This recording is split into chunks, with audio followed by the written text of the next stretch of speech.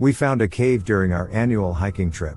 We never should have gone inside. Summer for me and my friend, Jake, usually only meant one thing: endless hiking trips in the mountainous terrain around our city. While traveling far away was a luxury we couldn't afford, we'd frequently spent the weekend camping out. There were plenty of new places to discover in our vicinity: new lakes, forests, and even caves. Jake and I had randomly met during one of our many solo hikes. I found him sitting by the lake with a cup of lukewarm coffee. He offered me some, and we got to talking. That was the start of our decade-long friendship. This summer, due to the quarantine and all, nothing sounded better than some extreme social distancing. We both had a week off work, and decided to travel along one of our favorite treks through the mountains. We equipped ourselves with ample amounts of supplies, an emergency phone, and suitable clothes. Then, we set out on our new adventure. The trip brought us through an amazingly green valley. After a rainy spring, both plant and animal life thrived around us. We traversed the endless fields near an abandoned farm, only contrasted by the forest and mountains in the distance. Personally, the mountain itself was my favorite part of the journey. I enjoyed the effort required to walk up, feeling as if my body actually needed to work. Once we reached the first plateau, we got a brilliant view of the valley beneath. The sun was just about to set, and we decided to make camp for the night. We made a simple bonfire, and sat down with a few cups of whiskey, while we told our usual round of ghost stories. Since alcohol runs straight to my bladder, it wasn't long before I needed to take a leak. I wandered a short distance away from the camp, and let loose. There, in the cliff wall, I noticed a cave entrance. It wasn't particularly big, but large enough for any adult to crouch down and get inside. We'd taken that very same path twice before, but neither of us had ever seen it. I excitedly ran back to tell Jake about my discovery. Even in our inebriated state, we knew better than to go exploring a cave at night after drinking. But, once morning came around, we would be ready. We awoke early to the sun rising above the horizon. Even though we'd each had a few glasses of whiskey, we'd managed to elude the curse of a hangover. With little hesitation, we packed the necessary equipment for spelunking. We didn't have much rope to speak of, so climbing down or up rocky walls was out of the question. But, as long as the cave could be traversed solely on foot, we'd be fine.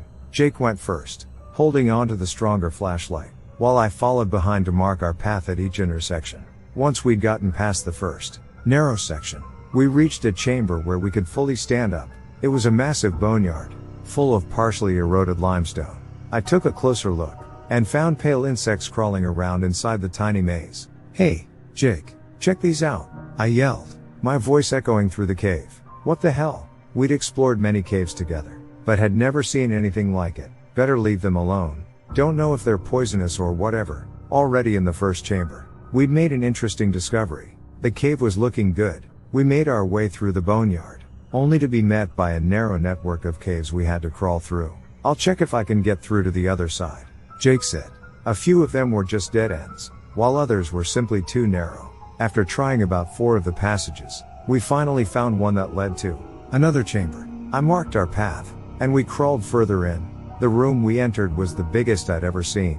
It came with a massive hole that stretched 20 feet down into a shallow, underground river. We only had a narrow path to follow to the other side. "Watch your step.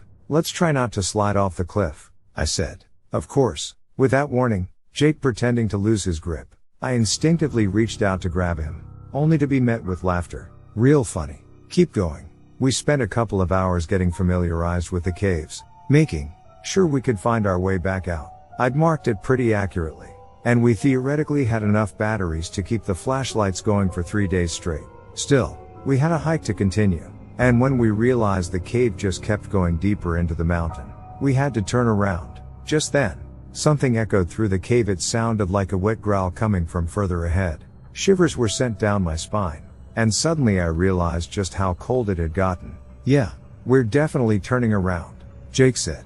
He was joking, but through his smile, I could tell he was nervous. Then we heard a similar sound, coming from behind us. "Alright, what the hell is that sound?" Jake asked. "I don't know, but let's just get out of here." We followed the path back quickly, knowing exactly where to go. Even then, the narrow tunnels we had to crawl through drastically slowed us down.